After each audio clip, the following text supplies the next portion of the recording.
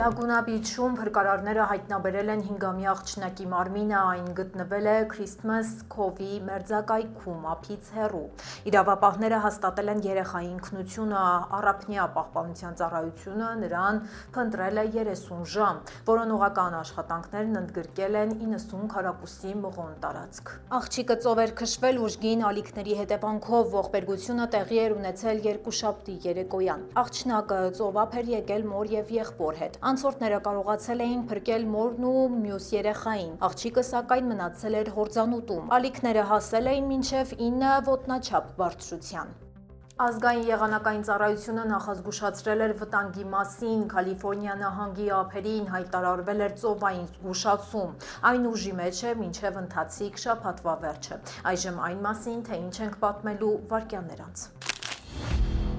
Ռեկորդներ դեռ մինչև պաշտոնական սկիզբը մեկնարկել է ֆուտբոլի աշխարհի առաջնությունը։ Թրամփի անսպասելի հաշտությունը Հորմուզի նեղուցում կրակի եւ լարվածության նոր փուլին զուգահեռ։ Հսկայական չափերով միստիկ թվերը Վաշինգտոնի կենտրոնում, ով է վախեցնում նախագահին։ Ապագան պետական հոգացության ներքո երեխաները ստանում են անձնական հաշիվներ եւ հազարական դոլար։ Սկանդալ Լոս Անջելեսում չբռնաբարվածները 4 միլիարդ դոլար փոխհատուցում են պահանջում։ Թողարկմանի երկրորդ մասում սպասեք ԱՄՆ հերթական նահանգի մասին բացահայտումներին։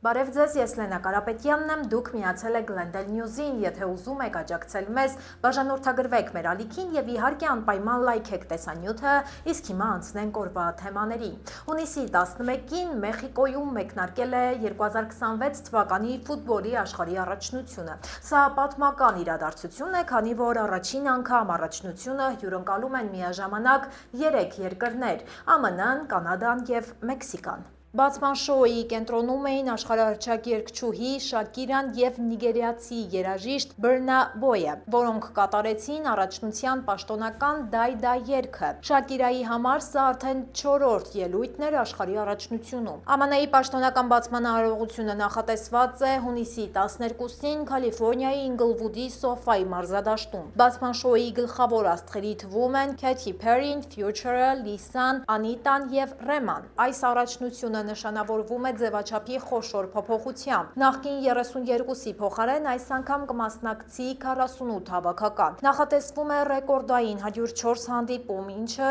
40-ով ավելի է նախորդ աշխարհի առաջնությունից։ Խաղերին կմասնակցեն շուրջ 1200-ից ավելի ֆուտբոլիստներ։ Մրցաշարը կտևի 39 օր եւ կավարտվի հուլիսի 19-ին։ Այդ ընթացքում 8 խաղ կանցկացվի Լոս Անջելեսում, այն դարձնելով անցկացվող խաղերի թվով ռեկորդակիրներից մեկը այս առաջնության ընթացքում։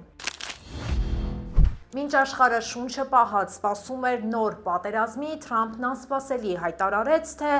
չեղարկում է Իրանի դեմ նախատեսված ծանր հարվածները։ Նրա խոսքով բանակցություններն հասել են վերջնական ու որոշիչ փուլի եւ քննարկումների արդյունքները հաստատվել են բոլոր կողմերի կողմից։ Հորմուզի նեղուցն ամբողջությամբ կբացվի գործարքը ստորագրելուց հետո։ Թրամփն իր Truth Social հարթակում գրել է, որ ստորագրման վայրն ու ժամանակը կհայտարարվի մոտ ժամանակներս։ Ավելի վաղ Թրամփը Իրանին սպառնացել էր նոր նախկինից ավելի ուժեղ ռմբակոծությունների ալիքով։ Ակնարկներ կային Իրանի նավթային ենթակառուցվածքների նկատմամբ վերահսկողություն հաստատելու մասին։ Թիրախում էր նաև Խարկ կղզին։ ԱՄՆ նախագահի վերջին հայտարարությունները լարվածությունը մի փոքր նվազեցրին, սակայն այստեղ կա մեկ կարևոր հանգամանք։ Թրամփի հայտարարությունները դեռ ամբողջությամբ չեն հաստատվել Իրանի պաշտոնական իշխանությունների կողմից։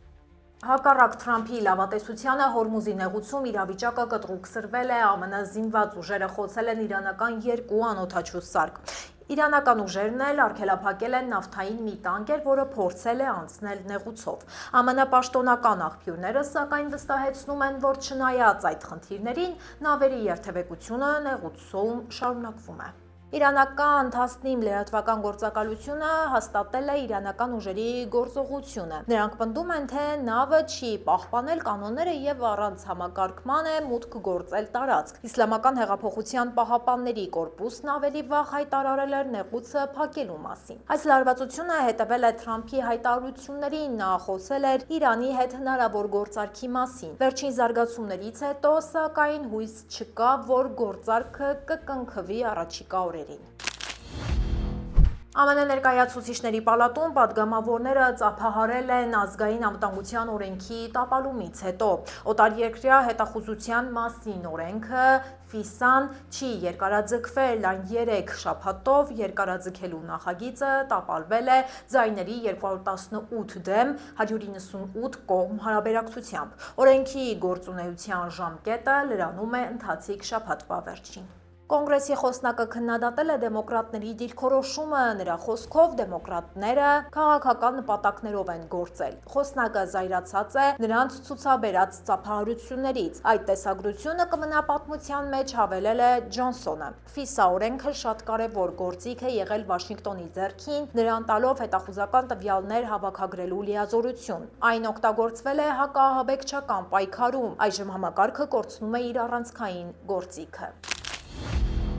Վաշինգտոնի ազգային ծառուղում հսկայական 8647 թվերն են հայտնվել։ Դրանք պատկերվել են խոտածածկի վրա արված հետքերի միջոցով։ Իշխանությունները սա դիտարկում են որպես սպառնալիք նախագահին, դաշնային իշխանություններն անմիջապես սկսել են հետաքննությունը։ Այս գործողությունը նրանք որակել են որպես խելագար վանդալիզմ։ Թվերի հաջորդականությունը քրեական գործի հիմքում է դրված։ Ավելի վաղ FBI-ի նախկին տնօրեն Ջեյմս Քոմինն էր մեղադրվում այս թվերն օգտագործելու մեջ։ Իրավապահները կարծում են, դա Թրամփի կյանքին ուղղված սպառնալիք է, մինչդեռ դատավորը այս ամսվա սկզբին այլ որոշում էր կայացրել։ Դատարանը հայտնել է, որ 8647 թվերն ինքնին սպառնալիք չեն, դրանք կարող են դիտարկվել որպես ազատ խոսքի դրսևորում։ Ռեստորանային ոլորտի մասնագետները նշում են 86-ի այլ իմաստը։ Նրանց խոսքով դա նշանակում է ցանկից հանված ուտեստ։ Իրավապահները սակայն չեն հավատում այս վարկածին ու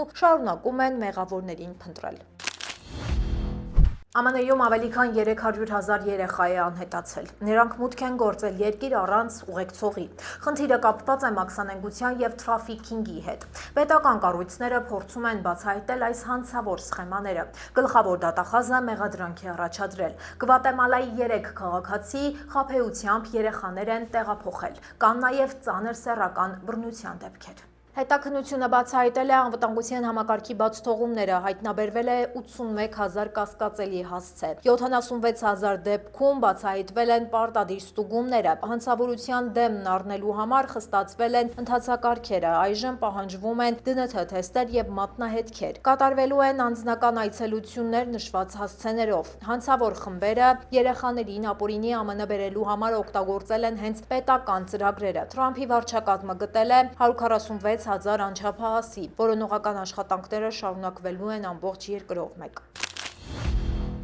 $1000 յուրաքանչյուր երեխայի համար։ Առաջին տիկին Մելանիա Թրամփը հայտարարել է ապագայի խնամակալության ծրագրի մեկնարկի մասին։ Դրա շնորհիվ նաև խնամատար երեխաները կունենան սեփական խնայողական հաշիվները։ Տիկին Թրամփը հրավիրել է բոլոր 50 նահանգներին միանալ ծրագրին։ Արդեն 23 նահանգապետեր հայտնել են իրենց պատրաստակամության մասին։ Հաշիվները բացվելու են հուլիսի 4-ից։ Ծրագիրը գործելու է Trump Accounts-ի շրջանակում։ 2025-ից 28 թվականներին ծնված երեխաները ստանալու են $1000, այն կարող է դառնալ մոտ $5800 մինչև շահառուի 18 տարեկան կամ $18100 մինչև 28 տարեկան դառնալը։ Հաշիվ բացելու համար տվյալ տարածքում երեխաների պաշտպանությամբ զբաղվող գործակալությունները պետք է հետևեն տվյալ նահանգում սահմանված ընթացակարգերին, լրացնելու, ստորագրելու եւ ներկայացնելու 4547 ձևաթուղթը։ Նահանգները սոցիալական վճարներ կուղեն երեխաների այս նոր հաշիվներին։ Սա կօգնի կուտակել գումարներ մինչև չափահաս դառնալը։ Խնամատար ընտանիքներում մեծացող երեխաները ստանալու են հատուկ հնարավորություններ։ Նրանց խնայողությունները պետք է անընդհատ աճեն։ Ծրագիրը կիրագործվի փուլ առ փուլ։ Ափամերձ տարածքներում հայտնվել են շնաձկներ եւ էկզոտիկ ձկներ։ ԱՄՆ ազգային եղանակային ծառայությունը հաստատել է, որ պատճառն արդեն պաշտոնապես մեկնարկած Էլ Նինյո կլիմայական երևույթն է։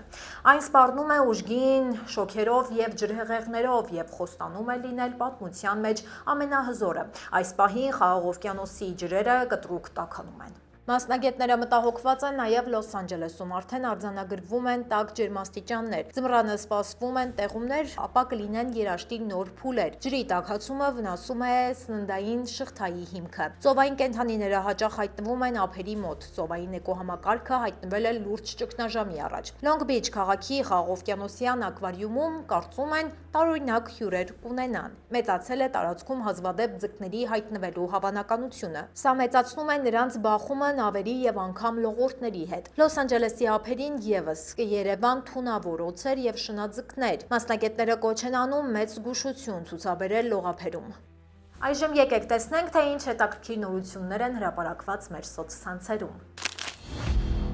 Լոս Անջելեսի շրջանում 4 միլիարդ դոլարի փոխհատուցում է սառեցվել, պատճառը զանգվածային խարդախությունն է։ Քննիչները պարզել են, որ հայցերի 80%-ը կեղծ է, մարդիկ ցանկացել են հեշտ գումար վաստակել։ Նրանք շահարկել են սեռական բռնության ցավոտ թեման։ Լոս Անջելեսի շրջանի դատախազությունը դիմել է դատարան։ Նպատակը վճարումները մինչև 2026 թվականի վերջը հետաձգելն է։ Լոս Անջելեսի շրջանի դատախազը մանրամասներ է ներկայացրել։ Որոշ դեպքերում իրավաբանական ընկերություններն են վճարել մարդկանց կեղծ հայցեր ներկայացնելու համար։ Դատախազի խոսքով այս միջամտությունը կենսական է իրական զոհերի իրավունքները պաշտպանելու համար։ Սա ամենաթանկարժեք ֆինանսական կարգավորումն է ամբողջ ԱՄՆ պատմության մեջ։ Դատարանում լսումներ են նախատեսված հունիսի 15-ին։ Կալիֆորնիայի Թրեյսի քաղաքում հսկայական պահեստ է այրվել, կրակը տարածվել է 1 միլիոն քառակուսի ոտնաչափ տարածքում։ Պայթյունների ձայներ են լսվել հրդեհի ընթացքում։ Medline Industries-ի պահեստն ամբողջությամբ ոչնչացվել է։ Բարեբախտաբար զոհեր կամ վիրավորներ չկան, շուրջ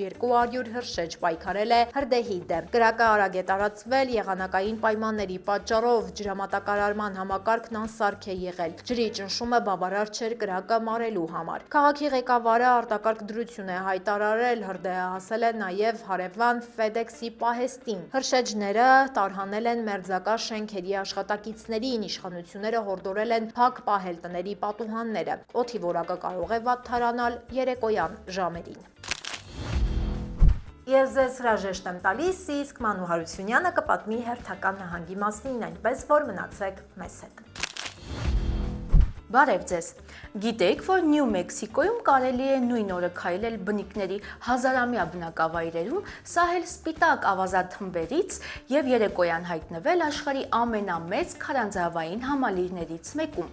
Ամերիկայի հարավ-արևմուտքում գտնվող այս նահանգը հաճախ անվանում են հմայքի երկիր։ Այստեղ բնությունը, պատմությունն ու մշակույթը խառնվել են այնպես, որ յուրաքանչյուր կանգառ հիշվող արկած է դառնում։ Carlsbad Caverns ազգային պարկը Նյու Մեքսիկոյի ամենահայտնի տեսարժան վայրերից է։ Այստեղ հայտնաբերվել է ավելի քան 119 քարանձավ, իսկ գլխավոր սրահները տպավորիչ չափերով մրցում են աշխարհի խոշորագույն ստորգետնյա տարածքների հետ։ 2025 թվականին պարկն ունեցել է մոտ 410,000 այցելու։ Այն հայտնի է հատկապես երեկոյան հազարավոր չղջիկների թռիչքով եւ հսկայական բնական սյուներով։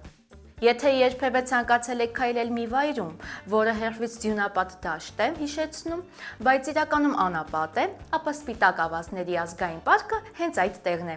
Առաջին հայացքից թվում է, թե հայտնվել եք այլ մոլորակի վրա։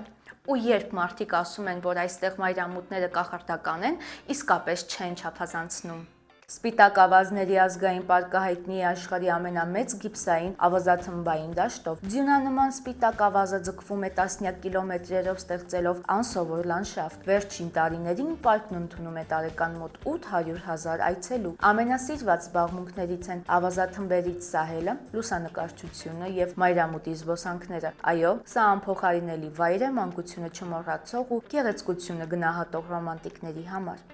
Պատկերացրեք, լուսաբացին նայում եք երկնքին, իսկ ձեր գլխավերևում միաժամանակ հարյուրավոր գունավոր օդապարիկներ են բարձրանում։ Նյու Մեքսիկոյում սա ոչ թե ֆիլմի տեսարան է, այլև ամենամյա իրականություն։ Ալբուկերկեի օդապարիկների փառատոնը վաղուց դարձել է նահանգի այցեքարտերից եւ աշխարհի ամենահայտնի ավիացիոն միջոցառումներից մեկը։ Ալբուկերկեի միջազգային օդապարիկների փառատոնը 2025 թվականին գրանցել է մոտ 852,000 այցելություն։ Միջոցառմանը մասնակցել են ավելի քան 500 օդապարիկներ աշխարհի տարբեր երկրներից։ Փառատոնը համարվում է մոլորակի ամենամեծ օդապարիկային միջոցառումը եւ հայտնի է լուսաբացին անցկացվող զանգվածային թռիչքներով ու գիշերային լուսավոր ներկայացումներով։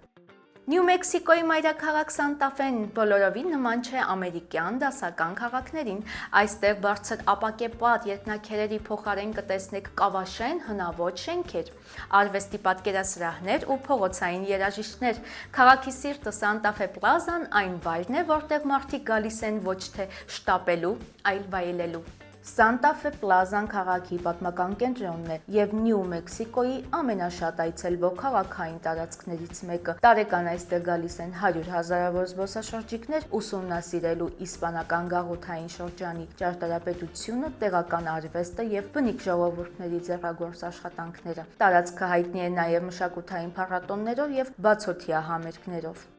Եթե ուզում եք տեսնել, թե ինչ տեսք ուներ Ամերիկան եվրոպացիների ժամանումից շատ առաջ, ճանապարհվեք Taos Pueblo։ Սա պարզապես թանգարան չէ։ Այստեղ մարդիկ շարունակում են ապրել այն նույն համայնքում, որն արդեն ավելի քան 1000 տարի պատմություն է կերտում Նյու Մեքսիկոյի լեռների ստորոտում։ Այստեղ թվում է ժամանակը կանգ է առել։ Taos Pueblo-ն ՅՈՒՆԵՍԿՕ-ի համաշխարհային ժառանգության օբյեկտ է եւ ԱՄՆ-ի ամենահին շարունակաբար բնակեցված համայնքներից մեկը։ Հայտնի է իր բազմահար կավաշեն կառույցներով եւ հարուստ բնիկ մշակույթով։ Ամեն տարի այստեղ այցելում են տասնյակ հազարավոր զբոսաշրջիկներ, որոնք ծանոթանում են տեղական ավանդույթներին, արվեստին եւ պատմությանը։ Իսկ եթե Նյու Մեքսիկոյում փնտրում եք իսկական լեռնային արկած, ապա Taos-ի Valley-ին անպայման արժե այցելել։ Այստեղ ձմեռը պարզապես եղանակ չէ, այլ կենսակերպ։ Բարձր լեռներ, խոր ձյուն եւ ռոքի լեռների հիասքանչ տեսարաններ ամեն քայլափոխի։ Taos-ի Valley-ն համարվում է ԱՄՆ լավագույն լեռնադահուկային ուղղություններից մեկը։ Վերջին տարիներին հանգստավայրն արդիականացվել է $100 միլիոնավոր ներդրումներով։ Տարեկան այն ընդունում է մոտ 300,000 այցելու։ Վայրը հայտնի է փորձառու դահուկորդների համար նախատեսված բարդ վազքուղիներով, սակայն ունի նաև հարմար պայմաններ սկսնակների համար։ Այսպիսին էր Նյու Մեքսիկոն։ ԱՄՆ հերթական նահանգի մասին հետաքրքիր պատմություններով կհանդիպենք ուղիղ մեկ շաբաթից։ Դե ինչ, ավարտին մոտեցավ ոչ միայն մեր հերթական հաղորդումը, այլև հերթական աշխատանքային շաբաթը, ձեզ ուրախ հանգստյան օրեր, իսկ մենք կշարունակենք հետևել անցուդարձին, որ հանգստյան օրերից հետո ձեզ ներկայացնենք ամենահետաքրքիրն ու ամենակարևորը։ Կհանդիպենք երկուշաբթի օրը, ինչպես միշտ ժամը 5-ին։ Հաջողություն։